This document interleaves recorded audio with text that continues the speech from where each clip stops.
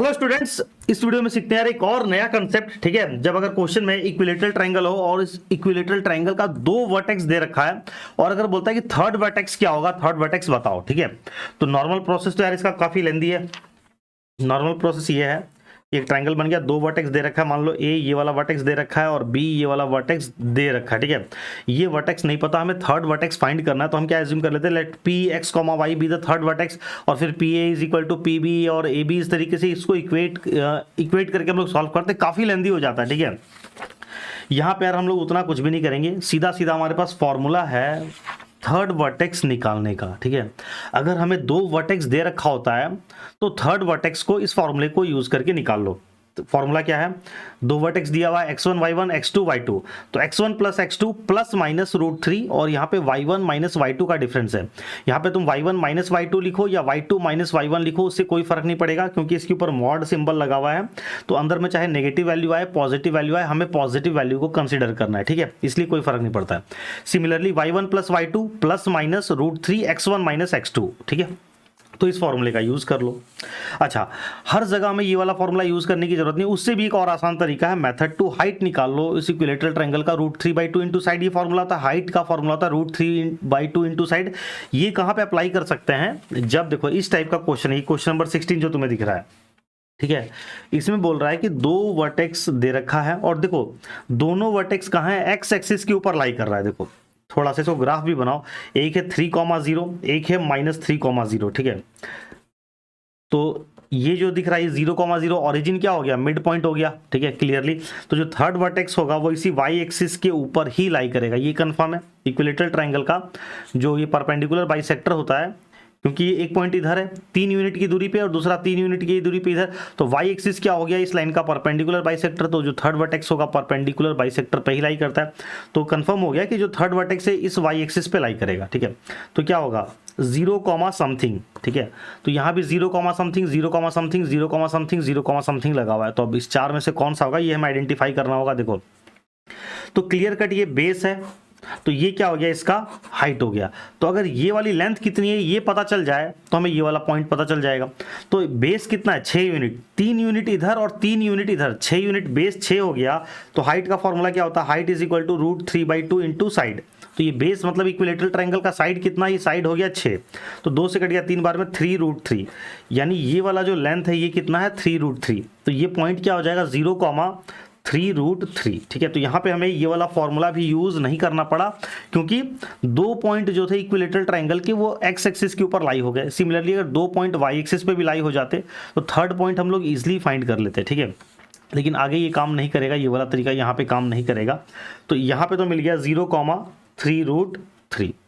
अच्छा, इसका एक तरीका और था जो हमने इतना मेहनत किया, ये भी करने की जरूरत नहीं थी, हम लोग और ऐसे ही बता सकते थे। कैसे, तो एक और हिडन कंसेप्ट है यार, ये देखो इंपॉर्टेंट फैक्ट क्या है कि coordinate of all 3 vertices can not be rational. जो इक्विलेटरल ट्रायंगल होगा तो इक्विलेटरल ट्रायंगल का जो तीनों वर्टेक्स है ना, जैसे एक ये फर्स्ट वर्टेक्स हो गया, ये सेकंड वर्टेक्स और ये जो निकला थर्ड वर्टेक्स, देखो थर्ड वर्टेक्स में एक इरैशनल नंबर आ रहा है ना। इक्विलेटरल ट्रायंगल का तीनों वर्टेक्स रैशनल नंबर नहीं हो सकता है, कोई एक वर्टेक्स ऐसा होगा जिसमें इरैशनल नंबर तो होगा ही होगा। ठीक है, तो दो इरेशनल हो सकता है लेकिन कंफर्म है एक इरेशनल तो होगा ही होगा। तो अगर ये वाला फैक्ट पहले मैं बता देता तो तुम देखते दो वर्टेक्स तो भाई रैशनल है, तो तीसरा वर्टेक्स इरेशनल होना चाहिए। तो ये भी रैशनल था, ये भी रैशनल था, ये भी रैशनल, कट गया कट गया कट गया, तो बचाइए। तो हम लोग इस फैक्ट देख रहे हो, अगर फैक्ट पता हो तो फैक्ट के बेसिस में बहुत सारी चीजें ऐसी सॉल्व हो जाती, कोई कैलकुलेशन वगैरह नहीं करना पड़ता है। ठीक है, तो चलो हो गया, दोनों मेथड हमने सीख लिया कि अगर इस तरीके का फिगर बन रहा है तो हम लोग हाइट निकाल के भी काम कर सकते हैं। ठीक है, अब इसके बाद देखो क्वेश्चन नंबर 17, यहाँ पे if 2 vertices of equilateral triangle are this, again same question है प्रैक्टिस के लिए, ये तुम्हारे प्रैक्टिस के लिए, तुम इसको खुद से कर लेना।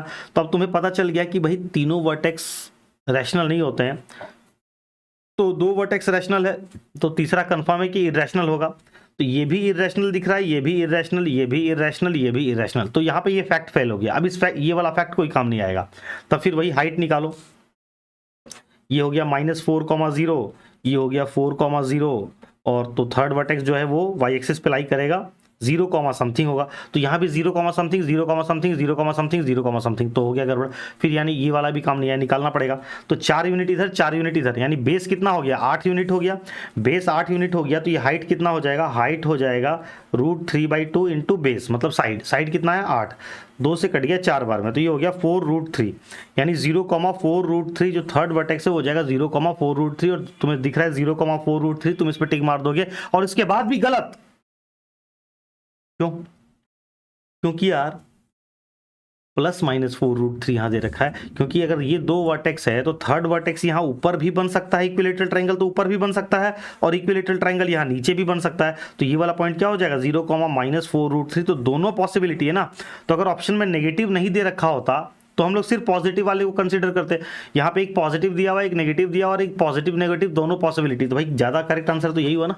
ठीक है, अब देखो next question, if 2 vertices of equilateral triangle are this and this then it's third vertex. देखो 2 वर्टेक्स दे रखा है, एक दिया हुआ है 0,4, एक दिया हुआ है 6,0, ठीक है।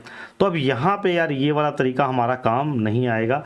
ये दो वर्टेक्स तो इक्विलेटरल ट्रायंगल का ये हो गया, तो थर्ड वर्टेक्स कुछ यहाँ पे होगा, थर्ड वर्टेक्स यहाँ पे भी हो सकता है, और थर्ड वर्टेक्स कुछ इधर भी हो सकता है। तो अब यहाँ पे हम लोग इसको निकालने के लिए नॉर्मल प्रोसेस में जाओगे, बहुत लेंदी है, तो यहाँ पे हम लोग यूज कर लेंगे ट्रिक इसका। ठीक है, तो ट्रिक क्या था भाई, फॉर्मूला क्या था, 2 वर्टेक्स दिया हुआ है, तो थर्ड वर्टेक्स कैसे निकलेगा, दोनों बार, एक बार दोनों को x को जोड़ दो, y को माइनस कर दो, दोनों y को जोड़ दो, x को माइनस कर दो, तो क्या हो जाएगा फॉर्मूला एक बार फिर से यहाँ पे लिख के, टाइम वेस्ट नहीं करते हैं, फॉर्मूला यहाँ से देखो। ठीक है, ये रहा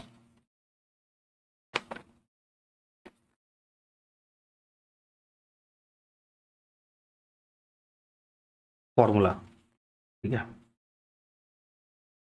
तुम यहाँ पे लगा लो, एक बार x1 + x2 करना है। ठीक है, तो क्या हो जाएगा 4 प्लस ये रहा था 0 + 6, ठीक है,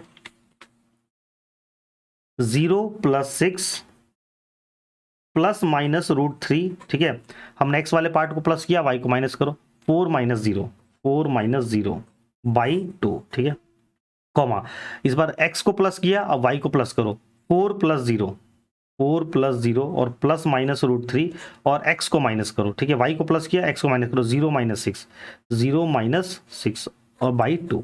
ठीक है, बस फॉर्मूला याद होना चाहिए, तो अभी पता रहेगा कि भाई इक्विलेटरल ट्रायंगल का ऐसा कोई फॉर्मूला होता है, तब तो तुम याद करोगे। ठीक है ना, तो 0 + 6 क्या हो गया, 6 ±√3, 4 - 0 इंटू 4 आ गया यहाँ पे, बाई 2, 4 + 0 4 हो जाएगा, ±√3, और 0 - 6 होगा, लेकिन हमें यहाँ पे सिर्फ +6 लेना है क्योंकि मॉड लगा हुआ है। ठीक है, बाई 2। अब देखो न्यूमरेटर में भी 2 कॉमन निकल जाएगा, 2 कॉमन निकल जाएगा तो बचेगा 3 ± 2√3 बाई 2, ये 2 कैंसिल हो गया, और यहाँ भी 2 कॉमन निकल जाएगा, 2 कॉमन निकल गया तो बच गया 2 ± 3√3 बाई 2, ये 2 कैंसिल हो गया, तो क्या बच गया 3 ± 2√3 और 2 ± 3√3। ठीक है, क्लियर है। तो ये देखो, ये रहा हमारा ऑप्शन। देखो अच्छा, ये जो हमारा आया है उसमें प्लस माइनस दोनों आया है। ठीक है, लेकिन ऑप्शन में माइनस वाला नहीं दिया है, सिर्फ प्लस वाला दिया है, तो फिर यही करेक्ट आंसर होगा, इस 4 में फिर यही करेक्ट है। ठीक है, तो बस फॉर्मूला याद कर लेना यार, लिख लो, अगर कहीं नोट्स बनाते हो तुम तो लिख लो, थर्ड वर्टेक्स निकालने का ये फॉर्मूला, वीडियो पॉज करके इस चीज को लिख लो। ठीक है, इसके बाद एक और, if coordinate of 2 vertices of equilateral triangle is rational. देखो दिया हुआ कि अगर 2 वर्टेक्स रैशनल हो जाए तो कंफर्म है कि थर्ड वर्टेक्स रैशनल नहीं होगा, then coordinate of third vertex can not be rational number. Third vertex जो है वो रैशनल नहीं होगा। ठीक है, थर्ड वर्टेक्स इरैशनल ही होगा। ठीक है, तो ये एक इंपॉर्टेंट फैक्ट था, अगर ये फैक्ट पता है तो ये वाला जैसे क्वेश्चन तुम तुरंत सॉल्व कर सकते थे फैक्ट यूज करके। ठीक है, तो आई होप कि कुछ नया सीखने को जरूर मिला होगा यार। ठीक है, चलो बाय बाय, इस वीडियो में इतना ही, बाकी और वीडियो में और सीखते हैं यार, और कुछ काफी कुछ है यार सीखने को अभी। और अगर फर्स्ट टाइम हमारे चैनल पे आए यार और अभी तक चैनल सब्सक्राइब नहीं किया भाई, तो चैनल सब्सक्राइब कर लेना यार। ठीक है, चलो बाय बाय।